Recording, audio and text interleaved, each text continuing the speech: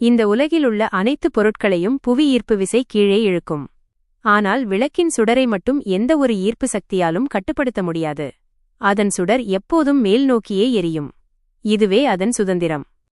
தீபத்தை இறைவனுக்கு ஆராதனை செய்துவிட்டு மக்களின் அருகில் கொண்டு செல்லும்போது மக்கள் இரு கைகளால் கூப்பி வணங்கி அவ்விளக்கின் ஆற்றலை மிகவும் பணிவோடு ஏற்றுக்கொள்கிறார்கள்.